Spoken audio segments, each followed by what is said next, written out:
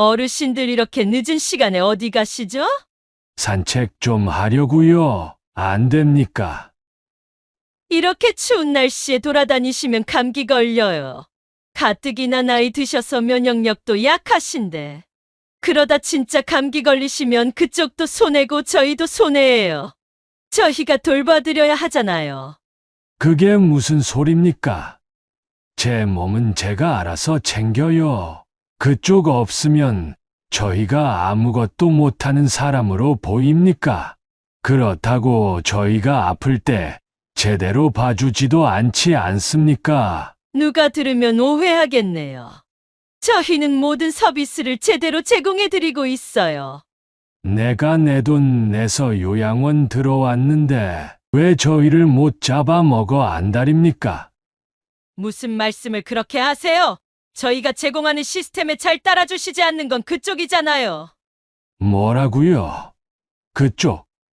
저는 여기 사는 사람입니다.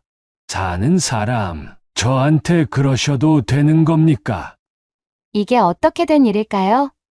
행복하기 위해 들어간 요양원에서 직원과 말싸움을 벌이고 있는 어르신인데요. 오늘은 박영길님의 사연입니다. 어떤 내용의 이야기일지 바로 들어보도록 하겠습니다. 안녕하세요. 제 이름은 박영길이라고 합니다. 올해로 78입니다. 제가 제 사연을 이렇게 여러분께 말씀드릴 줄은 전혀 몰랐네요. 제 이야기 끝까지 들어주시고 제가 어떤 선택을 했어야 했는지 많은 의견 주시면 감사하겠습니다. 그럼 이야기 시작하겠습니다. 지금으로부터 1년 전쯤 일입니다. 그날은 날씨가 좋았던 걸로 기억합니다. 평소대로 아침 일찍 일어나 집 근처 산책을 하고 아내가 차려준 아침밥을 먹었습니다. 밥을 먹고 샤워를 하는데 거울을 보니 나이가 많이 든 할아버지가 서 있더군요. 그걸 보면서 시간이 점점 빠르게 가는 것을 느꼈습니다. 예전에는 조금이라도 더 젊어 보이려고, 그리고 남들에게 초라하게 보이지 않으려고 염색도 하고, 옷도 차려입으려 노력했지만, 이제는 아무리 해도 가려지지 않더군요. 지난 날도 떠올랐습니다. 제가 젊었을 적 말입니다. 누구나 그렇겠지만, 저는 젊었을 때 가난했습니다. 하지만 희망이 있었죠. 일을 열심히 했고 아내와 함께 자식을 열심히 키웠습니다. 아들 2명과 딸 1명 모두 대학을 보내고 집도 사고요. 뻔한 일이지만 저에게는 정말로 큰 의미가 있었습니다. 정말 행복했죠. 가족은 저에게 너무나 큰 버팀목이었습니다. 아이들은 커서 각자의 길을 갔습니다. 첫째 아들은 군인이 되었고, 둘째 딸은 방송국 PD가 되었으며, 막내 아들은 어려운 변리사 시험에 합격해서 변리사가 되었죠. 생각해보면 정말 행복한 날들이었습니다. 아이들이 자랑스러웠고, 남 부러울 것 없었죠. 손주들이 태어난 날도 기억이 납니다. 제가 처음 할아버지가 된 날이었죠. 웃음이 가득했고, 희망이 가득했습니다. 밥을 먹지 않아도 배부른 기분이었죠. 저는 이 행복이 평생토록 지속될 줄 알았습니다. 바로 그날까지만 해도 말이죠. 인생은 정말 호락호락하지 않더군요. 면도를 하고 동네 친구들과 장기를 두러 가려고 하는데 아내가 저를 붙잡았습니다. 여보, 할 말이 있어요. 무슨 할 말? 저랑 이혼해줘요. 당신과 이혼하고 싶어요. 뭐, 그게 무슨 말이야? 아침부터 뚱딴지 같은 소리를 하고 난리야. 뚱딴지 같은 소리 아니에요. 진심이에요. 오랫동안 생각했던 일이고요. 진심이야. 안 돼. 절대 안 돼. 제발요, 여보. 여보가 싫어서 그러는 건 아니에요. 당신은 저에게 참 잘해주고 친절한 사람이었죠. 근데 왜? 도대체 왜? 나랑 이혼을 하겠다는 건데? 이제 제 인생을 살고 싶어요. 당신도 알죠?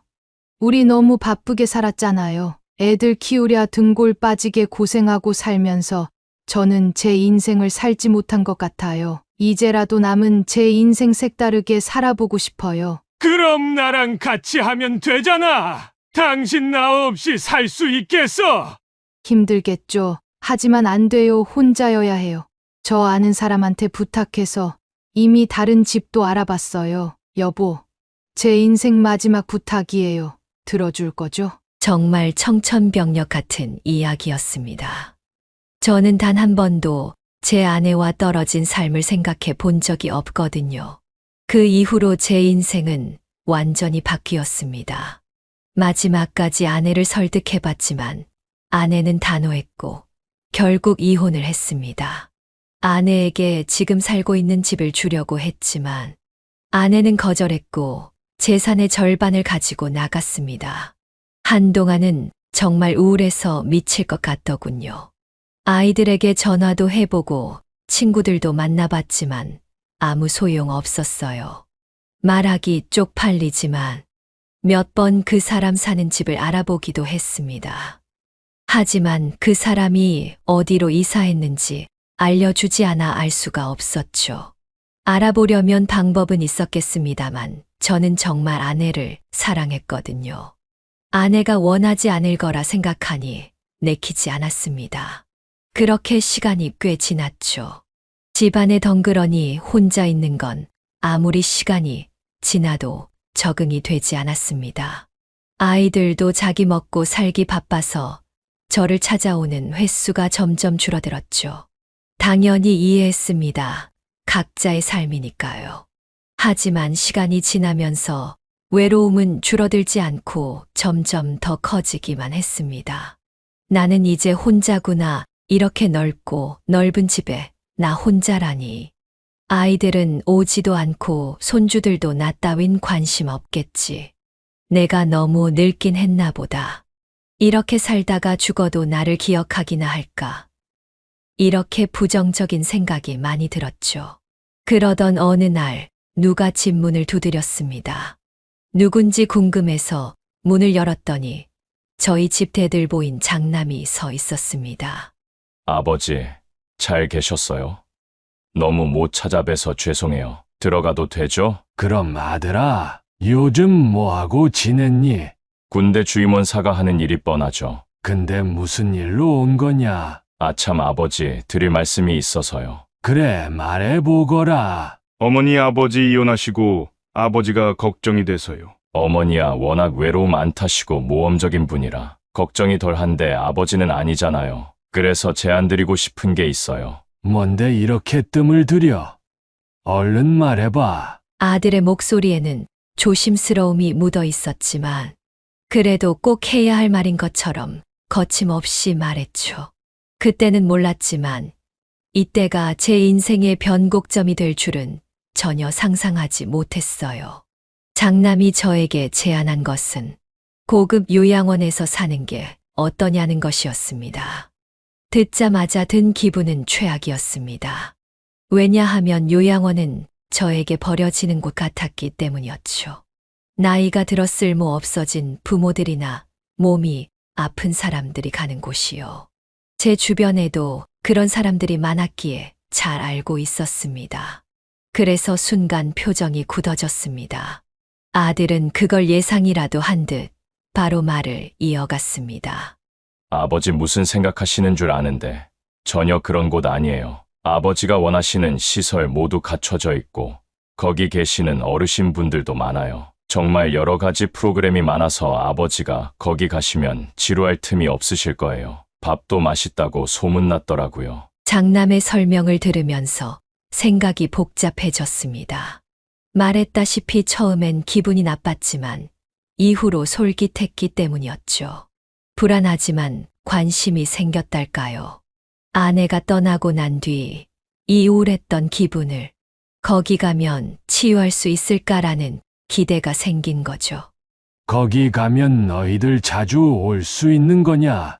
그럼요 아버지. 집이랑 똑같은데 아버지 친구분들이랑 다 같이 모여 산다고 생각하시면 돼요. 자주 찾아뵐게요. 어머니 걱정도 마세요. 저희가 잘 챙길게요. 네 엄마는 뭐라고 하디? 어머니한테도 권유드렸는데 어머니는 해외여행을 가신다고 하시더라고요. 꽤 오랫동안 다녀오신다고 해서 다녀오면 다시 얘기하기로 했어요. 어머니도 관심 있으신 것 같던데요. 아들의 그 말에 마음이 괜찮아지긴 했지만 여전히 걱정이 되었습니다.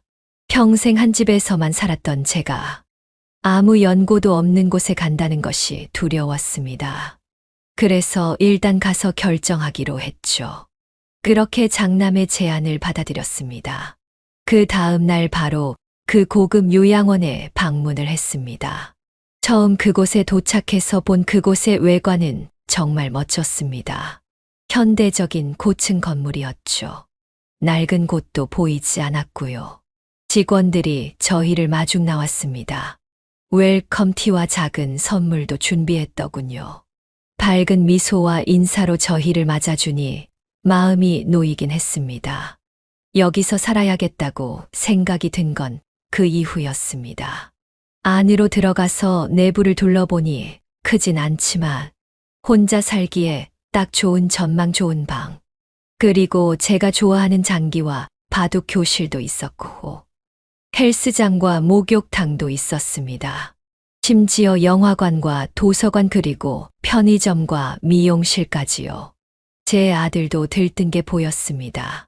아버지 이것 보세요. 아버지가 좋아하는 바둑하고 장기 교실도 있네요. 헬스장에선 PT도 공짜래요. 와 필라테스도 있구나. 없는 게 없네. 점점 제 마음은 두려움에서 희망으로 바뀌었습니다. 가능만 하다면 살고 싶었습니다. 무엇보다 제 나이 또래인 사람들을 보니 마음이 더 놓였던 것 같습니다. 하지만 이런 곳이라면 분명 비쌀 것만 같았습니다. 아들아, 근데 여기는 얼마나 하니? 너무 비쌀 것 같은데.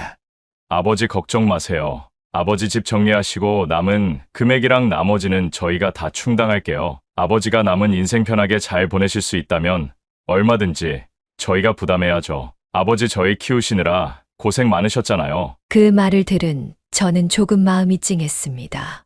점점 제 마음은 여기서 남은 여생을 보내는 걸로 기울고 있었습니다. 그래도 여기에는 아는 사람이 전혀 없는데 친구를 만들 수 있을까 하는 걱정이 생겼습니다. 그때였습니다. 제 또래로 보이는 한 사람이 활짝 웃으며 다가와 말을 걸었습니다. 안녕하세요. 저는 최두길이라고 합니다. 새로 오셨어요? 네, 안녕하세요. 저는 박영길이라고 합니다. 반갑습니다. 여기 좋아요. 저도 온 지 6개월 차예요.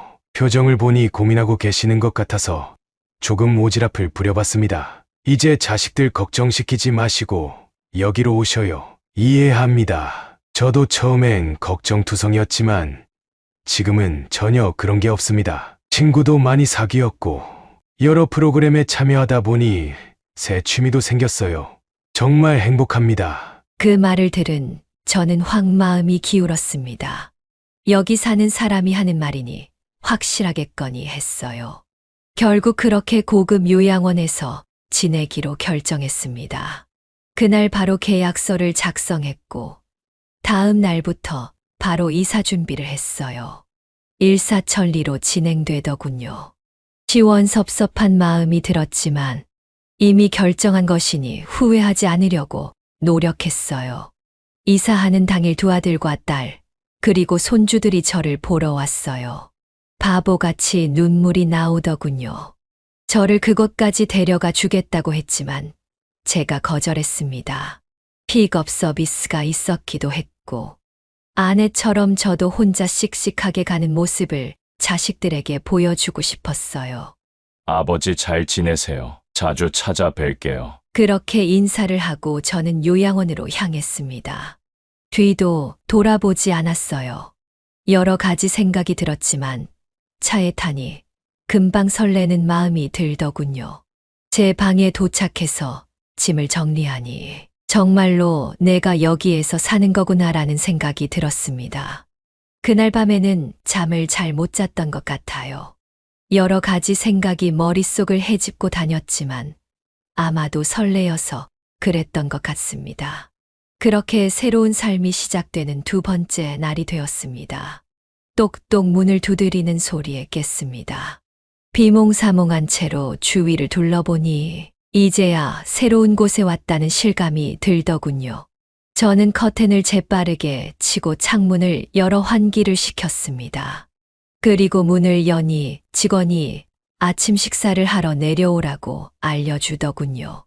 제가 늦잠을 자서 조금 늦었거든요. 전화를 했다곤 하는데 제가 못 받은 것 같았어요. 어쨌든 기분은 좋았습니다. 서비스가 좋잖아요. 밥을 안 먹었다고 방까지 찾아와 주는 게. 식당에 도착하니 많은 동년배인 사람들이 여럿 앉아 있었습니다. 어제 만난 두길 할아버지가 저를 보더니 손을 흔들었습니다. 오셨네. 영기씨 여기에요. 여기 앉으세요. 제가 어색하게 자리에 앉으니 다른 사람들이 웃으며 맞이해 주었습니다. 시키지도 않은 자기소개를 했죠. 안녕하세요. 저는 구영만이라고 해요. 포항에서 살다가 4개월 전에 왔어요. 나이는 50년생 용띠입니다. 안녕하세요. 저는 최말순이라고 해요. 용인에서 살다가 왔고 한 달밖에 안 됐어요. 주변 사람들이 다 소개를 마치고 제 소개도 했습니다. 그렇게 밥을 함께 먹으면서 이런저런 이야기를 했어요. 요양원에서 살면서 좋았던 점이라든지, 취미가 뭔지, 재밌는 프로그램은 뭐가 있는지 등이요. 그렇게 이야기를 하다 보니 시간이 정말 빨리 가더군요. 그렇게 식사가 끝나고 향한 곳은 다목적실이었어요. 거기서 아까 왔던 직원과 다른 한 직원이 저에게 요양원 시설에 대한 설명과 프로그램 일정을 알려주더군요. 이야기가 끝나자 두길 씨가 저에게 오더니 오후에 소프트볼 수업이 있는데 같이 가자더군요. 한 번도 해본 적 없지만 관심이 생겨서 가보았습니다. 막상 해보니 너무 재밌더군요. 규칙도 쉽고 세심한 움직임이 필요한 종목이라 저에게 잘 맞았어요. 수업이 끝나고 두길 씨는 저를 데리고 난 키우기 수업에 갔어요. 제가 조용하고 세심한 일을 좋아하는 걸 어떻게 알았는지 참 신기하더군요. 난 키우는 게 저희 로망 중에 하나였거든요. 그렇게 처음에는 낯설었지만 매일매일 적응을 해갔습니다. 요양원에서는 매번 새로운 프로그램을 저에게 제안했고, 저는 거의 대부분의 프로그램에 참여를 했습니다. 처음엔 다 돈이니까 아까워서 그랬던 것도 있는데, 나중엔 점점 재밌더군요. 왜 아내가 새로운 인생을 살고 싶다고 했는지 이해가 됐어요. 이렇게 재밌는 걸 이제야 알게 되다니. 며칠 뒤 아들이 저를 찾아왔습니다. 아버지 여기 어때요? 어디 불편한 건 없으시죠? 그래, 불편한 건 전혀 없으니 걱정 마라. 새로 사람도 많이 만나고 활동하느라 정신없는 건 빼고. 좋아 보이니 다행이네요, 아버지. 요즘 뭐 새로 하시는 거 있으세요? 요즘은 소프트볼이 재밌더구나. 규칙도 쉽고 운동도 되고. 다행이네요. 제가 제안 드린 건데 아버지 마음에 안 드시면 어떡하나 싶었어요. 자주 올게요, 아버지. 그렇게 저는 완전히 다른 삶을 살기 시작했어요. 가족들도 저를 걱정하고 있다는 사실도 기분이 좋았습니다. 바로 한 달 전에 저와 지금의 저는 완전 다른 사람이었죠. 아들과 이야기하면서도 얼른 새로운 친구들과 프로그램을 하고 싶다는 생각을 할 정도였으니까요. 그렇게 시간은 흘러갔고 2달 만에 저는 완벽하게 요양원에 적응을 했습니다. 매일 아침을 먹고 산책을 하고 도서관에서 책을 읽은 뒤 점심을 먹고 후 그 이후에는 날마다 다른 프로그램에 참여했죠. 점점 소프트볼 실력도 늘었고 난을 닦고 관리하는 기술도 처음과는 완전히 다르게 늘었죠. 방에서 거울을 보는데 집에서 봤던 초라한 할아버지가 아닌 자신감 넘치는 멋진 노인이 서 있더라고요. 마치 젊었을 때로 돌아간 것 같았어요. 젊었을 때도 이렇게 여유롭고 즐거운 삶을 살진 못했는데 나이 들어 호강을 하고 있다는 생각을 했어요. 물론 요양원의 삶이 매일매일 즐거운 건 아니었어요. 비가 많이 왔어서 야외 프로그램이 취소되는 날에는 방에서 아내를 생각하며 많이 울기도 했어요. 고향에 있던 다른 친구들도 생각이 났고요. 신기하게 그럴 때마다 두길 씨는 어떻게 알았는지 막걸리와 안주를 사와서 저를 위로해 주었습니다. 영길 씨, 술 한잔 하시면서 비워내시죠. 가끔씩은 술이 도움이 됩디다. 두길 씨는 저와 같은 나이 또래여서 그런지 제 마음을 잘 알아주었습니다. 대화도 많이 나눴고요. 그래서 버틸 수 있었던 것 같습니다. 그렇게 시간이 더 지났고 점차 나아지기 시작했어요. 사람들과도 더 친해졌고 난을 다듬으면서 마음을 바로 잡았습니다.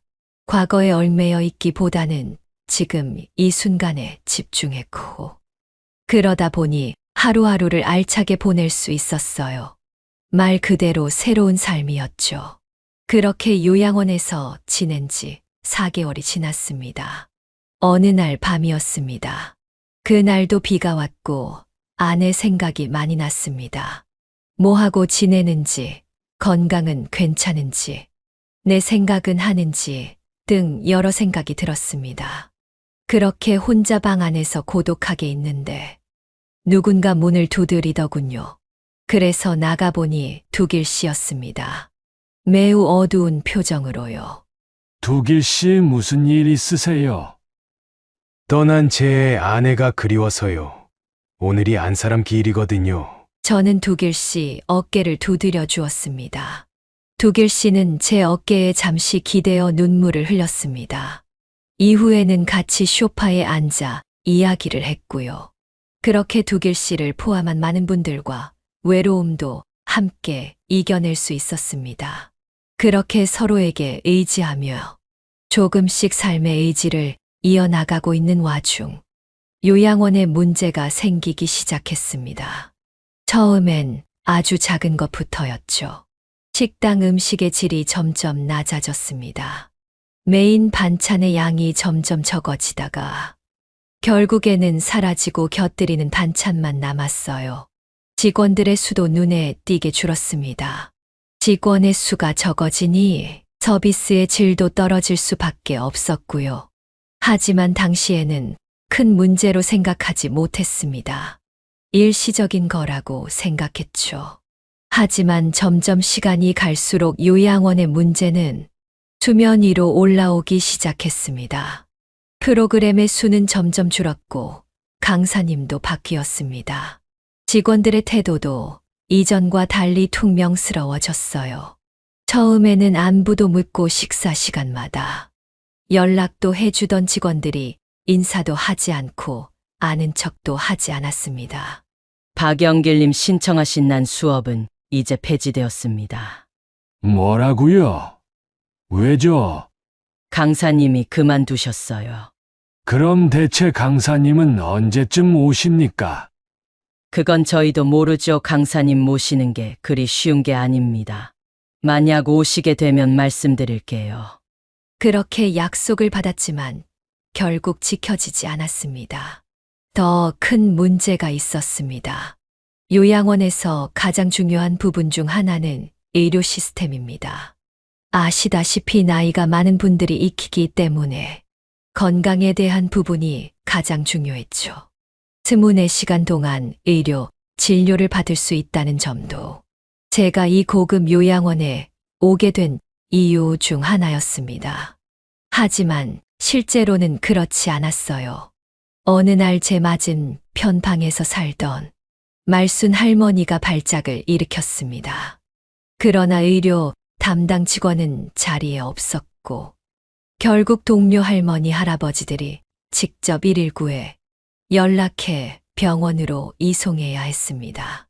그날은 저희 모두에게 충격을 준 날이었습니다.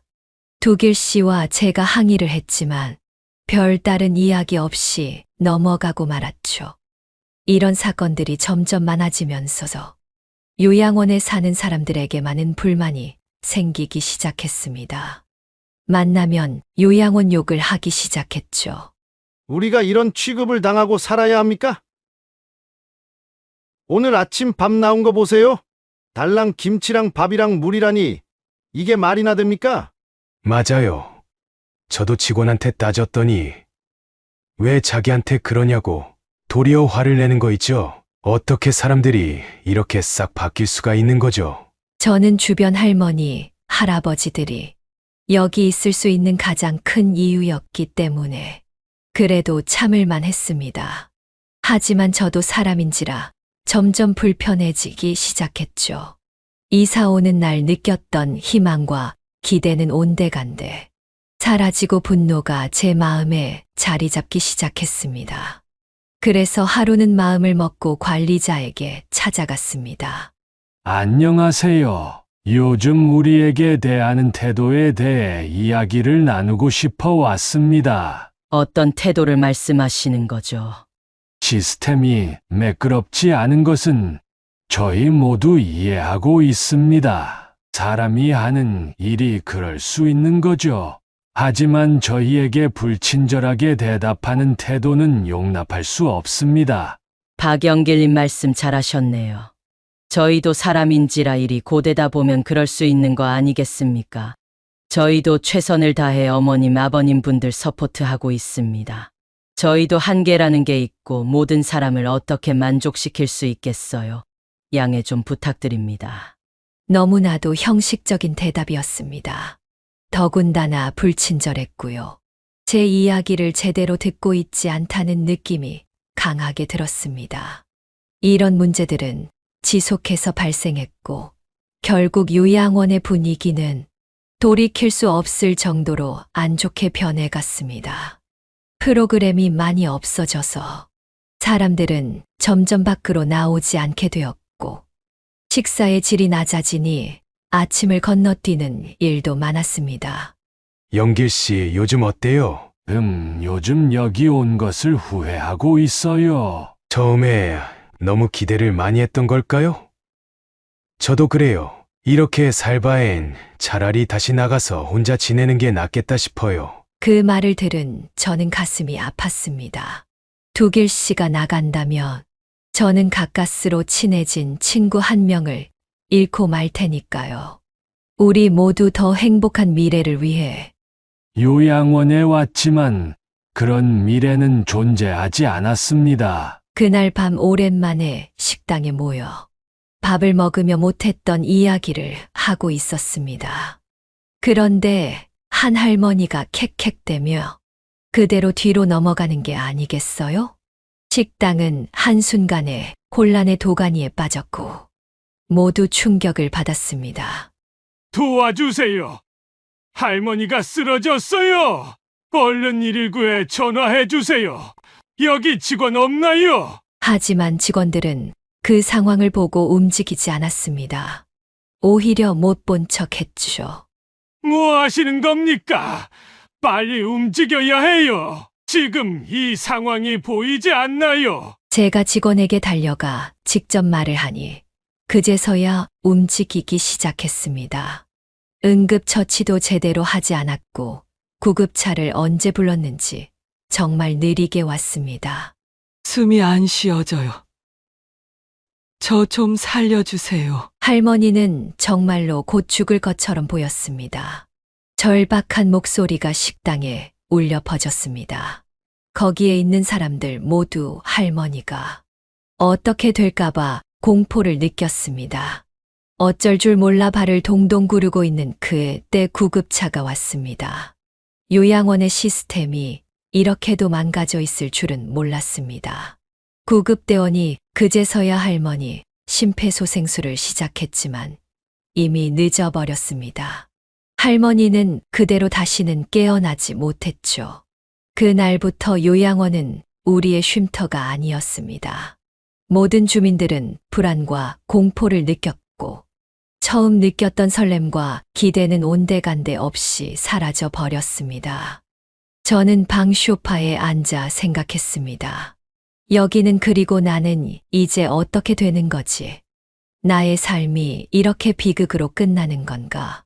내가 뭘 잘못했길래 이러는 거지? 이대로 가만히 있을 순 없어. 그 다음 날 저의 주도로 요양원 사람들을 모아 문제에 대해 이야기를 하기로 했습니다.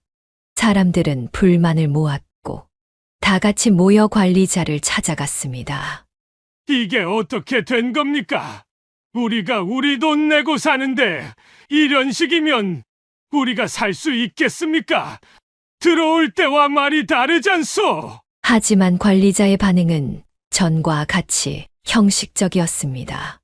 말도 안 되는 말로 변명을 하고 지금 상황만 어떻게든 넘어가려 했습니다. 저는 점점 불안해지기 시작했고 남은 인생을 여기서 보내기가 싫어졌습니다. 어느 날 길을 가던 중 복도에서 직원들이 말하는 소리를 들었습니다. 이제 6개월 지났으니 대충 해도 돼. 돈은 이미 다 받았잖아. 어차피 다들 나이 들어서 활동도 많이 못하고 기억력도 안 좋아서 절대 몰라. 그 말을 듣는 순간 모든 게 무너지는 듯한 느낌이 들었습니다. 요양원 직원들은 우리를 진심으로 존중해 주는 게 아닌 단지 돈줄로 생각하고 있는 것이었습니다. 그날 밤 저는 잠을 이루지 못했습니다. 직원들의 목소리가 계속해서 제 머리에 맴돌았습니다. 그래서 다음 날 두길 씨를 찾아가 이야기했습니다. 두길 씨, 저는 더 이상 여기 있지 못하겠어요. 직원들은 우리를 그냥 돈 많은 애물단지라고만 생각하고 있어요. 요양원의 직원들은 점점 차갑게 식어갔고 나중에는 저희가 있든 말든 신경도 안 쓰고 불평불만을 얘기했습니다. 저희가 산책하고 있는데도 대놓고 담배도 피더군요.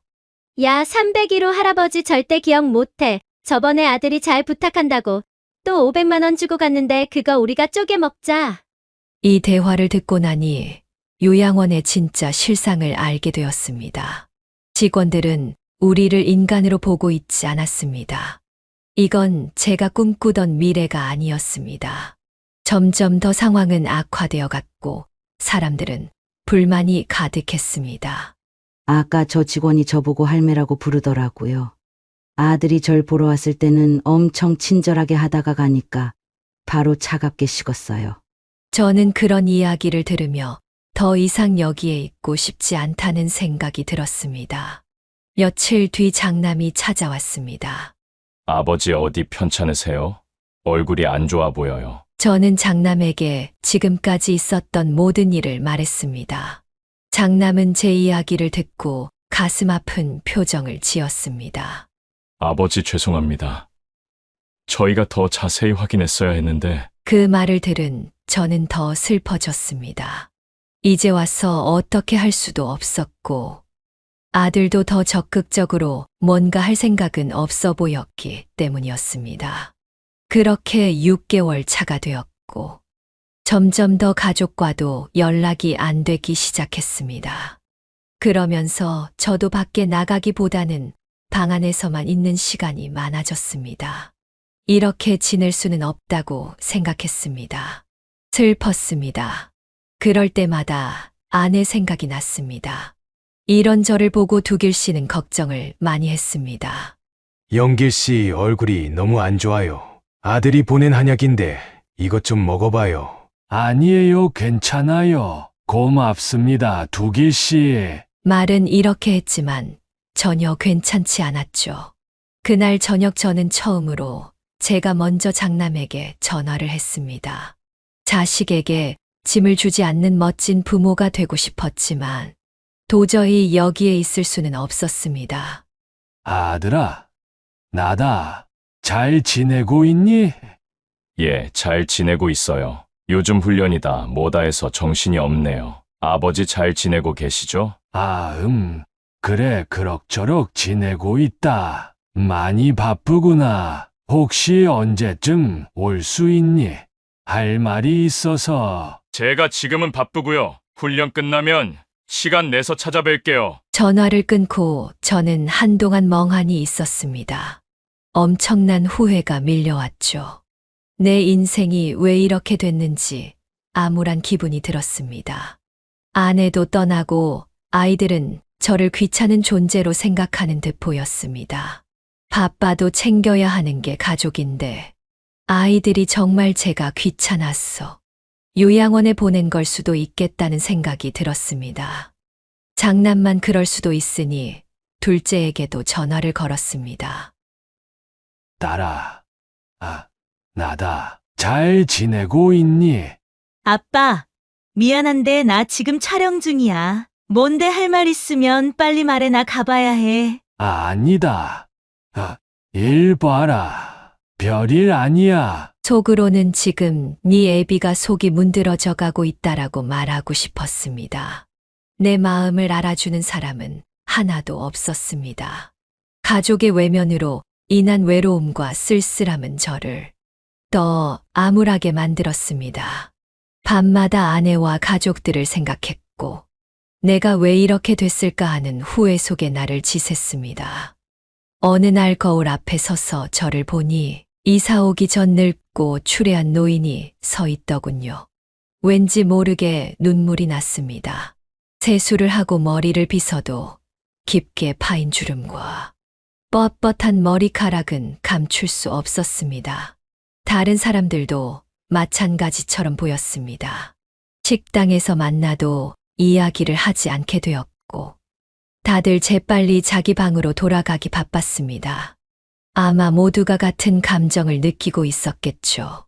며칠 뒤 제 생일날이었습니다. 로비에 앉아 바깥을 바라보고 있었습니다. 들어오는 젊은 사람들을 보며 가족이 오지 않을까 기다리고 있었습니다. 몇 시간이 지나도 전화도 한 통 없사 제가 먼저 막내에게 전화를 걸었습니다. 아버지, 무슨 일이세요? 잘 지내고 계시죠? 그 말을 들으니 가족이 오지 않을 거라는 확신이 들었습니다. 대충 전화를 끊고 한동안 멍하니 있을 수밖에 없었습니다. 오래전에 제 생일날 다 같이 즐거워하며 맛있는 식사를 하던 모습이 그리웠습니다. 그때를 생각하니 지금의 제가 더 초라해 보이더군요. 이제 어떠한 기대도 희망도 없던 와중 두길 씨가 와서 같이 산책을 나가자고 했습니다. 너무 늦은 시간이라 저는 대충 옷을 갈아입고 나갔죠. 두길 씨는 제가 너무 어두워진 걸 보고 바람이라도 쐴 겸 나가자고 한 거였습니다. 하지만 나가자마자 직원들의 불편한 시선이 느껴졌습니다. 늦은 시간 우리가 나오면 신경을 써야만 해서였을 겁니다. 우리도 시선을 의식해서 빨리 그곳을 벗어나려 하는데 관리자가 와서 뭐라고 하더군요. 박영길, 최두길님 이렇게 늦은 시간에 어디 가시죠? 산책 좀 하려고요. 안 됩니까? 이렇게 추운 날씨에 돌아다니시면 감기 걸려요. 가뜩이나 나이 드셔서 면역력도 약하신데. 그러다 진짜 감기 걸리시면 그쪽도 손해고 저희도 손해예요. 저희가 돌봐드려야 하잖아요. 그게 무슨 소립니까? 제 몸은 제가 알아서 챙겨요. 그쪽 없으면 저희가 아무것도 못하는 사람으로 보입니까? 그렇다고 저희가 아플 때 제대로 봐주지도 않습니까? 누가 들으면 오해하겠네요. 저희는 모든 서비스를 제대로 제공해드리고 있어요. 내가 내 돈 내서 요양원 들어왔는데 왜 저희를 못 잡아 먹어 안달입니까? 무슨 말씀을 그렇게 하세요? 저희가 제공하는 시스템에 잘 따라주시지 않는 건 그쪽이잖아요. 뭐라고요? 그쪽?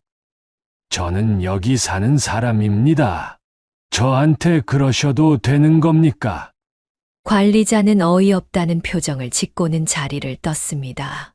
너무나 화가 나더군요. 도저히 참을 수가 없었습니다. 그래서 저는 바로 방으로 돌아가 장남에게 전화를 걸었죠. 아들아, 나다. 내가 오늘 무슨 일을 겪었는지 알면 너도 분명 화가 날 거다. 아버지, 늦은 시간 무슨 일이세요? 한번 들어봐라. 아버지 지금 새벽이에요. 저 훈련 때문에 새벽 5시에 나가야 한다고요. 내일 이야기해요. 내일 알았죠?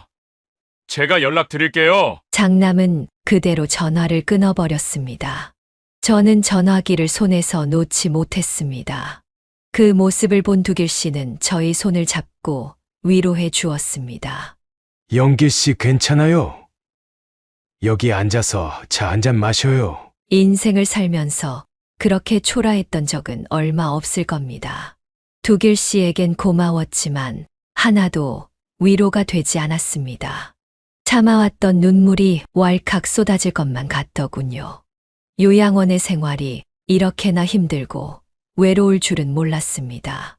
매일매일 살아가는 것이 아님 버텨야만 했죠. 그 사건 이후로는 산책도 별로 남지 않은 프로그램도 나가지 않았습니다. 밖에 나가면 또 직원과 싸울까봐 불안했습니다. 그러다 며칠 뒤 관리사무소에서 공지가 내려왔습니다.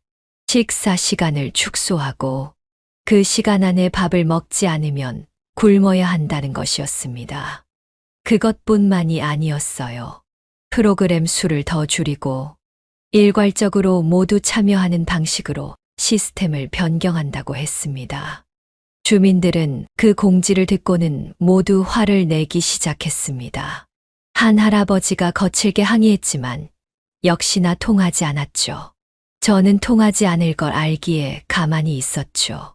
할머니, 할아버지들은 너무나도 예민해져서 서로 싸우기도 했습니다.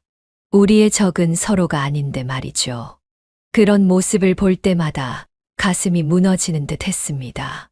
얼마 전까지만 해도 하하호호 웃으며 함께 밥을 먹고 운동을 했던 사이인데 말이죠. 틈이 날 때마다 관리자에게 갔어. 항의를 했지만 돌아오는 건 무기력하고 형식적인 답변뿐이었습니다. 그 답변을 들으면 정말 낙담할 수밖에 없더군요. 이제 벗어날 방법도 없었습니다. 가족의 동의가 있지 않은 이상 나갈 수가 없었거든요. 그래서 정말 마지막이라고 생각하고 장남에게 전화를 걸어 다짜고짜 말했습니다. 대답할 필요 없다.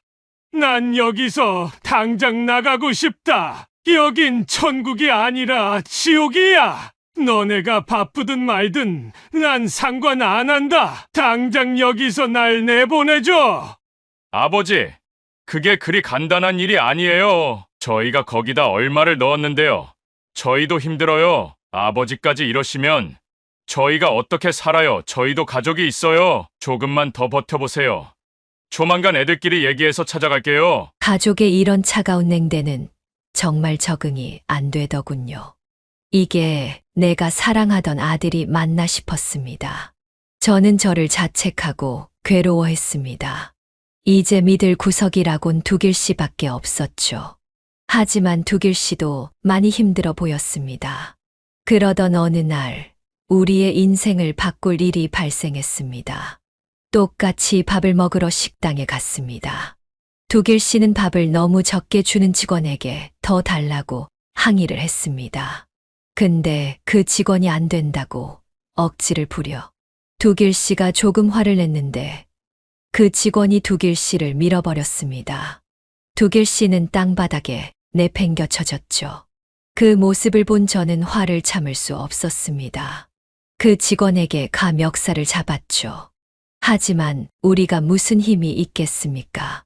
그 젊은 직원은 저를 잡아 던진 다음 머리에 쓰고 있던 모자를 바닥에 집어던지고 심한 욕설을 했습니다. 그리곤 식당을 떠나더군요. 더 중요한 건 거기에 있던 아무도 그 상황을 말리지 않았던 겁니다. 주변에 있던 할머니, 할아버지들도 직원들도 말이에요. 저는 아파하는 두길 씨를 부축해서 제 방으로 갔습니다. 그리곤 차를 한 잔 타서 두길 씨에게 주면서 말했습니다. 두길 씨, 우리 나갑시다. 나간다고요? 어디로요? 어디든지요. 저희는 이런 취급을 받을 존재가 아니에요. 저희도 아직 살아있는 사람이라고요. 우리 인생은 우리가 찾아야죠. 이렇게 시들해지다가 죽을 순 없다고요. 두길 씨는 제 말을 듣고 힘을 얻은 듯 했습니다. 맞아요. 우리는 아직 힘을 낼 수 있어요. 이렇게 살 순 없죠. 당장 나갑시다. 두길 씨가 그렇게 말하니 저도 용기를 가지게 되더군요. 그래요, 두길 씨. 우리가 함께하면 어떻게든 살 수 있을 거예요. 진짜 새롭게 시작해요. 남들한테 도움받지 말고요. 그럼요. 노장의 힘을 보여주자고요. 근데 우리 정말 나갈 수 있을까요? 계약도 있고 관리자들이 절대 쉽게 내보내주진 않을 텐데요. 좋은 생각이 있어요. 그렇게 우리는 늦게까지 이야기를 했습니다. 요양원을 어떻게 벗어날지, 떠난 뒤엔 어떻게 살지, 어떤 마음가짐으로 세상을 살아가야 하는지 등이요. 그런 이야기를 하다 보니 알지 못할 힘이 안에서 샘솟는 듯 했습니다. 다음 날 저는 두길 씨와 요양원의 문제점을 함께 적기 시작했습니다. 하나도 빠짐없이요. 관리자의 못된 언행부터 불공정한 규칙, 식사의 질, 없어지는 프로그램들까지 모두요. 적다 보니 정말 화가 나더군요. 그들이 저희를 무시하던 순간이 계속 머리에서 맴돌았어요. 나중에는 투명인간 취급을 했었죠. 그렇게 모든 내용을 작성하고 계획을 실행했습니다. 증거를 수집하는 거였죠. 직원들은 그럴 거라고 생각하지 못하니 무방비에 가까웠습니다. 저희는 어디를 가든 휴대폰을 들고 다니면서 몰래 영상을 찍고 녹음을 했습니다. 아무도 도와주지 않으니 저희가 해야만 했죠. 그들은 역시나 저희에게 무시하는 발언을 하고 제대로 된 서비스를 제공해 주지도 않았습니다. 오히려 그런 모습은 저희가 원하는 모습이었습니다. 그렇게 한 달 동안 우리는 모든 멸시를 참아가면서 증거를 제대로 수집해 나갔습니다. 그리고 증거를 다 수집한 다음 검토도 함께 했죠. 고생했어요, 두길 씨. 아니에요. 영길 씨 아니면 이렇게 못했을 겁니다. 그나저나 저희 진짜 대단하네요. 무슨 첩보영화 같았어요. 두길 씨가 잘해주신 덕분입니다. 안 걸리기 힘들었을 텐데 고생하셨어요. 이제 우리의 권리를 되찾으러 가요. 저는 그 증거를 토대로 지방 언론사에 전화를 했습니다. 그리고 우리가 당하고 있는 나쁜 짓들을 모두 다 말했죠. 그 기자는 저희에게 증거를 요청했고, 저희는 가지고 있는 증거를 그들에게 메일로 보냈습니다. 기자가 정리할 시간을 달라고 했고, 저희는 일주일 동안 기다렸습니다. 기자는 모든 증거를 보고는 저희를 도와주겠다고 했습니다. 그리고 마침내 결판의 날이 다가왔습니다. 우리는 모든 짐을 싸놓고 샤워를 하고 몸을 단정히 한 뒤 로비로 내려갔습니다. 거기서 기자를 만나 인사를 하고 함께 관리사무소로 걸어갔습니다. 긴장되었지만 해낼 수 있다는 믿음이 있었기에 괜찮았습니다. 우리를 보는 할머니, 할아버지들은 무슨 영문인지 몰라 지켜보기만 했습니다. 우리는 당당하게 관리사무소 문을 박차고 들어갔고 관리자는 놀란 표정으로 우리를 보았습니다. 무슨 일로 오셨어요? 우리 계약 해지해 주세요. 남은 기간 금액 전부 환불해 주시고요. 그게 무슨 말씀이세요? 그게 말이 된다고 생각하세요? 뭐 잘못 드신 거 아니죠? 전 더 이상 이곳에 만행을 두고 볼 수 없습니다. 이곳은 우리에게 지옥이나 마찬가지예요. 어르신 잘 모르시나 본데. 계약이란 건 그리 쉽게 없던 일로 할 수 있는 게 아니에요. 마지막 경고예요. 좋게 얘기할 때 계약 해지해 주세요. 그렇게 해주시면 저희는 얌전하게 나갈 겁니다. 관리자는 제가 당당하게 나오자 오히려 더 뻔뻔하게 나왔습니다. 아니, 이 사람들이 진짜 나이 더 먹었다고 공손하게 해주니까 내가 우습게 보여요? 큰일 당하기 전에 얼른 나가요. 그때 기자가 앞으로 나섰습니다. 당신은 누구신데 여기 끼는 거예요? 기자는 자신의 사원증을 내밀며 말했습니다. 저는 김기태 기자입니다. 어르신분들이 보내주신 증거자료예요. 한번 보시죠. 당신들의 폭언, 식사 질 떨어진 거, 시설물 관리 미비, 프로그램 관련 계약 불이행 등등 계약서에 나와 있는 내용에 반하는 증거들입니다. 관리자는 기자가 내민 증거의 말을 더듬거리며 부들부들 떨기 시작했습니다. 아니 뭔가 오해가 있으신 것 같습니다. 저희도 사람인지라 실수를 할 수 있는 부분이 있지 않습니까? 헛소리하지 마시고 빨리 어르신들 계약 해지부터 해주세요. 네. 그럼요, 당장 해드려야죠. 그런데 중도 계약 해지할 경우에는 부담금이 있는데 괜찮을까요? 오늘 뉴스 나오기 싫으면 제대로 하세요. 네, 알겠습니다. 전액 환불해드려야죠. 그럼요. 관리자는 재빠르게 계약 해지 절차를 진행했습니다. 우리들의 승리였습니다. 그동안 관리자 및 많은 직원들에게 당했던 무시와 멸시를 한 번에 되갚아 준 것 같아 기뻤습니다.